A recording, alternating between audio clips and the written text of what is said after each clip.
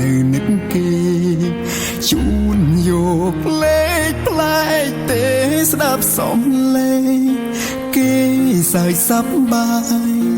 យើងយំម្នាក់ឯងសូម្បីតែពេលគេងក៏ហូរទឹកភ្នែកចង់ហៅគេឲ្យមកស្ដាប់ខ្ញុំយំចង់សុំឲ្យគេមកដូរថ្ងៃបែកចង់លឺអូនថាបងកុំយំពេកឆាប់ឯស្មាអូនមកបងសំឡាញ់យំរាល់ថ្ងៃយំឡើងសងអស់ពីខ្លួនអ្នកទៅស្រួលមិនខ្វល់អ្នកនៅស្ទើរឈួតមើលកំប្លែងទឹកភ្នែកចេះស្រង់ទៅរួចគេដឹងនឹងលួចហួចិត្ត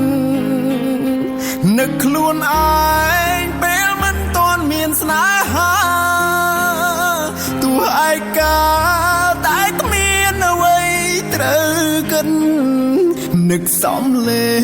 ងក្អាកក្អាយសើចេញពីចិត្តចង់រស់ក្នុងអតីតម្ដងទៀត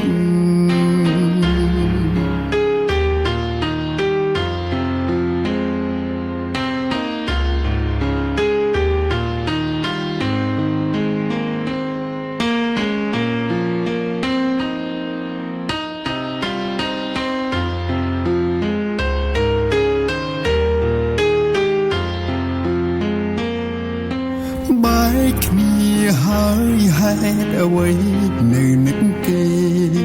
ជូនយកលេខផ្លែកទេស្ដាប់សំឡេងគេសើចសប្បាយយើងយំម្នាក់ឯង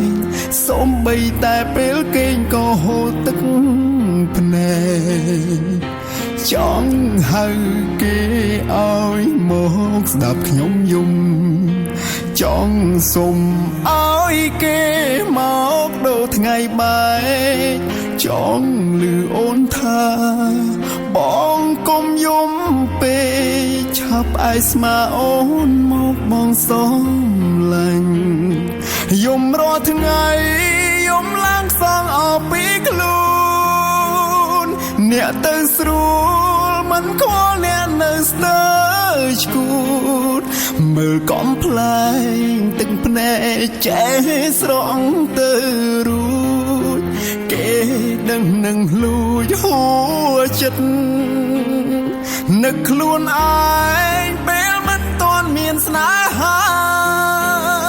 ទោះឯកាតែគ្មានអ្វីត្រូវកិននឹកសំលេងក្អាកក្អាយសើចេញពីចិត្តចង់រស់ក្នុងអតីតម្ដងទៀតយំរាល់ថ្ងៃយំឡើងសងអស់ពីខ្លួនអ្នកទៅស្រួលមិនខ្វល់អ្នកនៅស្ទើរឈួតមើលកំប្លែងទឹកភ្នែកចេះស្រង់ទៅរួចគេដឹងនឹងលួចហួចិត្ត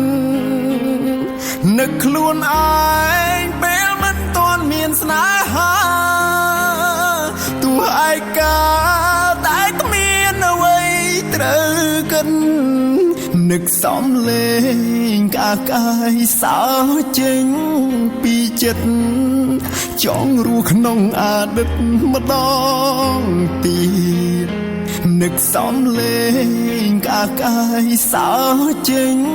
ពីចិត្តចង់រស់ក្នុងអតីតម្ដងទៀត